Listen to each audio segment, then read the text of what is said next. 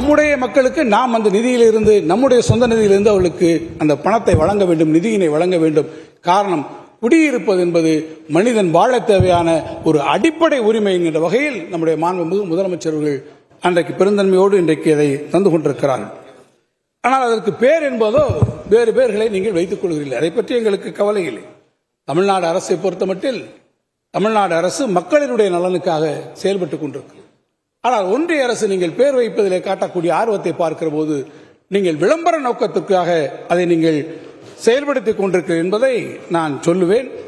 எனவே எங்களை பொறுத்தமட்டில் மக்களுக்கான செயல் என்பதுதான் நம்முடைய மாண்புமிகு முதலமைச்சருடைய தாரக மந்திரமாக இருக்கிறது, புகழுக்காக அல்ல என்பதையும் நான் இங்கே திட்டவட்டமாக சொல்வேன்.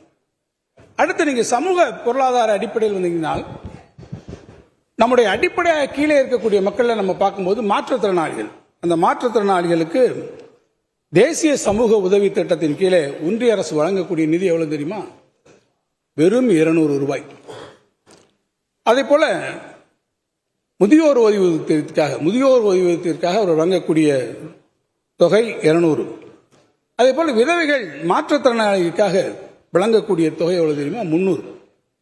முதியோருக்காக நீங்கள் கொடுக்கக்கூடியது 200.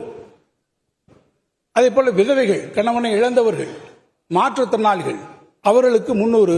இது நீங்கள் வழங்குவது தேசிய சமூக உதவி திட்டத்தின் கீழ். ஆனால் இந்த தொகையை வைத்துக் கொண்டு எப்படி ஒருவர் தங்களுடைய அடிப்படை தேவைகளை பூர்த்தி செய்ய முடியும்? எனவேதான் நம்முடைய மாண்புமிகு முதலமைச்சர் அவர்கள் அவருடைய நிலையை உயர்ந்து இந்த தொகையை உயர்த்தி மாதம் இவர்களுக்கு 1200 ரூபாய் என்று அவர்கள் உயர்த்தி தந்திருக்கிறார். இதுதான் ஒரு அரசாங்கத்தினுடைய மனிதநேயமிக்க ஒரு அரசாங்கத்தினுடைய கருணையினுடைய வெளிப்பாடு எங்கே அமைந்திருக்கிறது என்று சொன்னால், எந்த இடத்தில் நம்முடைய கருணை பார்வை வர வேண்டும், சமுதாயத்தின் விளிம்பு நிலை மக்களுக்கு அந்த கருணை பார்வை வர வேண்டும் என்கிற நோக்கில் தான் முதலமைச்சருடைய கடைக்கன் பார்வையும் கருணை நோக்கோடு இன்றைக்கு அவர்களுக்கு கைதூக்கி விட்டிருக்கிறது என்பதை நான் இங்கே உங்களுக்கு எடுத்துச் சொல்ல கடமைப்பட்டிருக்கிறேன்.